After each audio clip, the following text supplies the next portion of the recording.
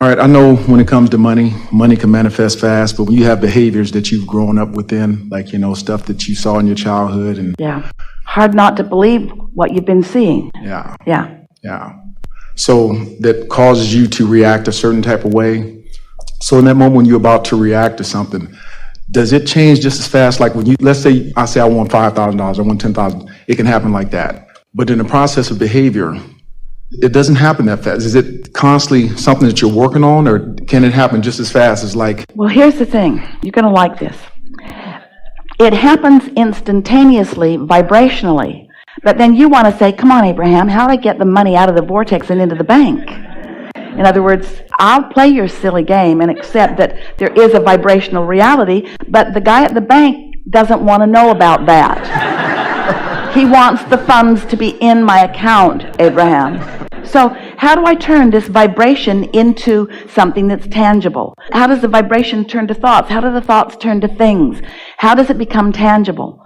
Well, you're translating it. You're going to hear this. It's going to make perfect sense to you, and forevermore you will understand exactly the heart of your question.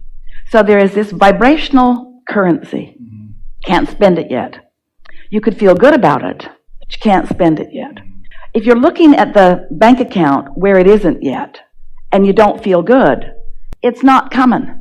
If you look at the bank account where it isn't, and you notice that it hasn't been there for a long time, and you know a lot of people where it hasn't been there. In fact, as long as you can remember, not enough money has been what you've been hearing. Then it's not coming. Not yet. It's there. The potential is there. But the movement toward the reality has not really begun. Now, once you get in the right vibration, it comes really fast. But as long as you stay not in the right vibration, then it doesn't come. So the timing has nothing to do with anything except your mood about it.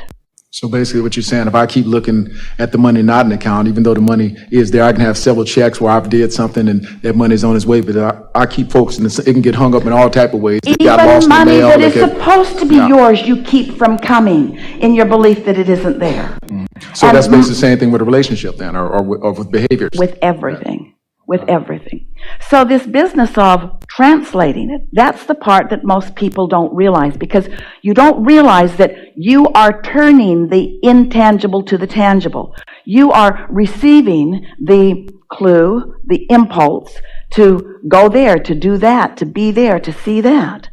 In other words, we told the story yesterday that Esther woke up thinking about Mark Twain books, and there's one in particular that she adores, and she ordered the whole set so that she could read Recollections of Joan of Arc. Joan of Arc is on her mind. The next day, she is at a restaurant, and she gets an impulse to go over there, and she walks into a place, and the man says, "Can I help you?" And she walks right in, room, and is standing in front of a statue of Joan of Arc. Didn't know she was going to find that, but there it was, because it was active in her vibration, because it mattered to her, and there was no resistance. It was so close to an instant manifestation, it nearly knocked her over. She said to him, "Is that who I think it is?" And he said, "Well, who do you think it is?" Grabbed that and held it to her. Mine is what she wanted to say. Mine. She could not believe how fast the universe yielded that to her. And it's because she didn't wake up and say, "Oh, I don't have a statue of Joan of Arc. How would one even find a statue of Joan of Arc?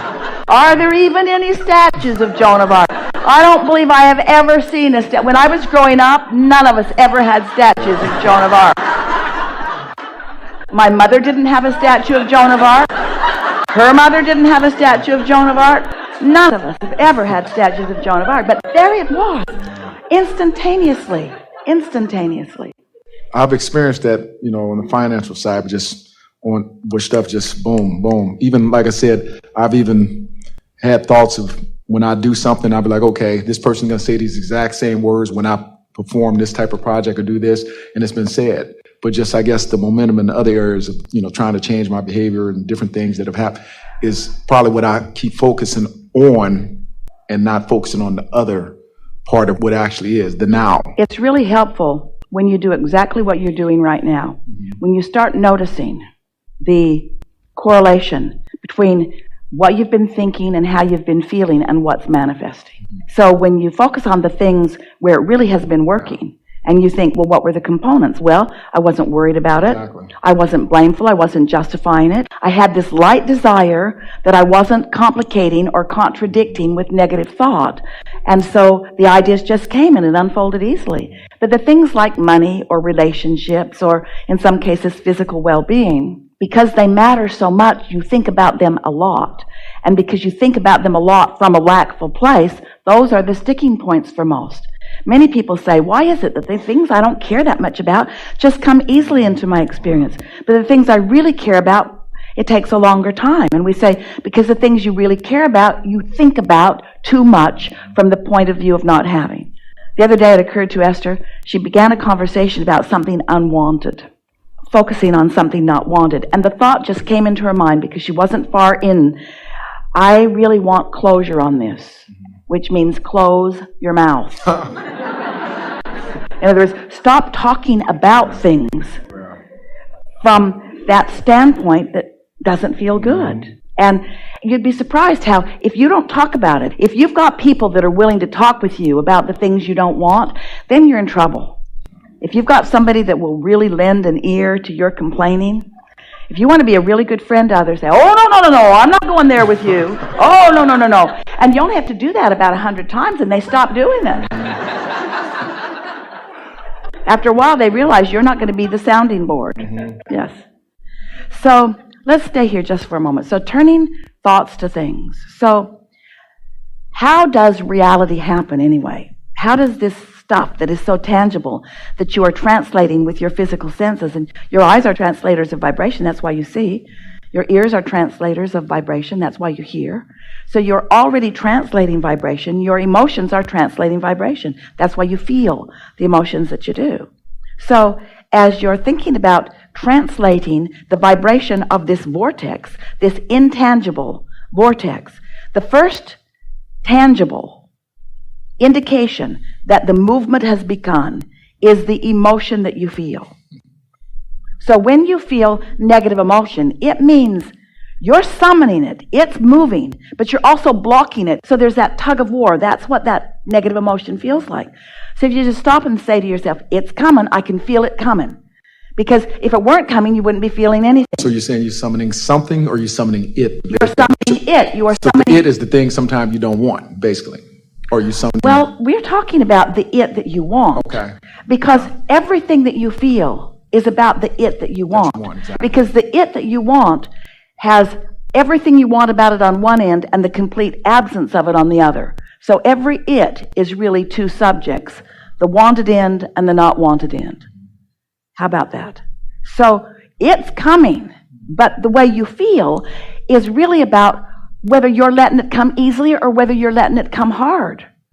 Because it's coming. It is coming. It just doesn't need to be the struggle that you all make it out to be. So think about why sometimes you want to make it a struggle. Everybody doesn't have it, so you want to make it look hard.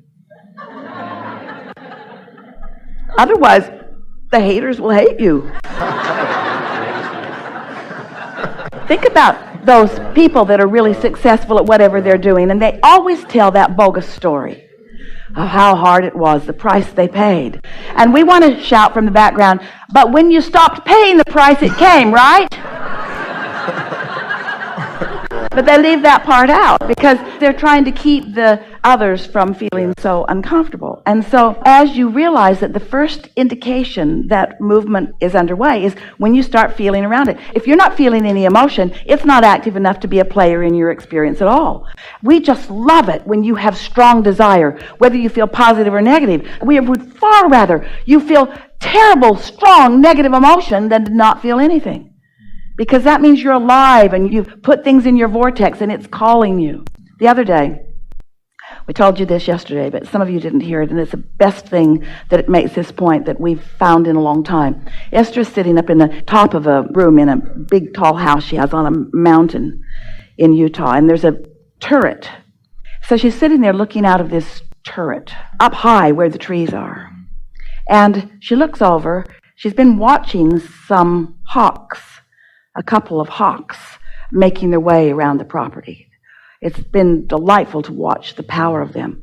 And this day, one of the hawks is sitting right out her window.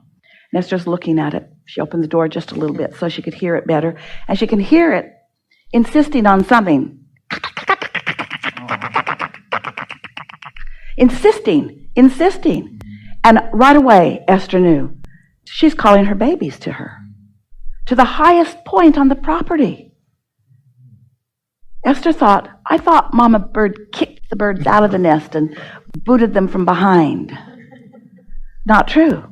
She picked the highest point on the property and called and called and called and called and called and called and called and called and called and called and called and called and called. Esther's yelling, get your butt up here! Called and called and called and called and called and called and called, not impatiently, expectantly. Called and Esther was the only one feeling impatient. Called and called and called and called and called, and then sure enough, here one of those birds came. Didn't land with her, wasn't sure about the landing. Got all the way to her, swooped around, and went right back where it came from. And now there are 3 baby hawks soaring all around the property. In other words, now they know they can do it. Well, that's the way your desires are calling you. Your inner being is calling you toward them, calling you, and you gotta go. If you don't go, you'll always be uncomfortable. Those babies, they don't look like babies. They're almost as big as their mother now. They couldn't not go. Everything in their nature, they knew that call, and you do too.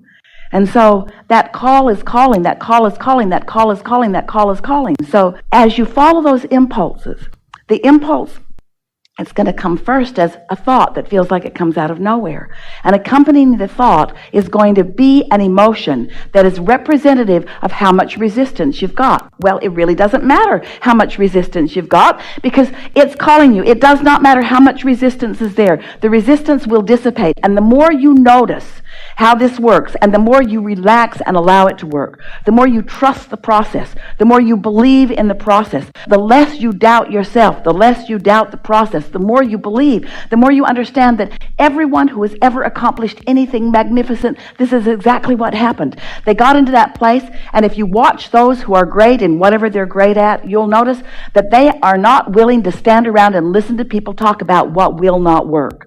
They don't want to hear that. And even if somebody is saying it, they're not listening to it. They're always listening for what does work, you see. You just tune yourself to it. And little by little, those beliefs that have been holding you back lose their grip. You see, you can't dig in and get those beliefs and ferret them out and stomp on them and destroy them. You just have to let them become less active and more dormant, less active and more dormant. So it's about what you are thinking about, not about what you are no longer thinking about. Because when you try not to think about it, you're thinking about it. So it's about deciding what you are going to think about. And if we were standing in your physical shoes, we would be deciding what we're going to think about by one criteria and one criteria only. How does it feel? How does it feel? Does this thought feel better than this thought? In the beginning, if all thought about it feels uncomfortable, then become more vague about it, become more general about it, become less specific about it. Because in your specific attention to the absence of it, you've got quite a bit of momentum going. So you've got to slow that momentum down by getting more vague, more general. And then it just sort of dissipates, while what you do want becomes more active in your vibration. And while that's happening, then things are happening. The universe is showing you all kinds of clues. You get these impulses, you have these rendezvous. Someone that you meet maybe for 3 minutes in an elevator gives you information that you needed. A friend calls you that you haven't talked to in a very long time. All kinds of things come into being. There are a minimum of 200 potential things ready to pop for you in every moment you live.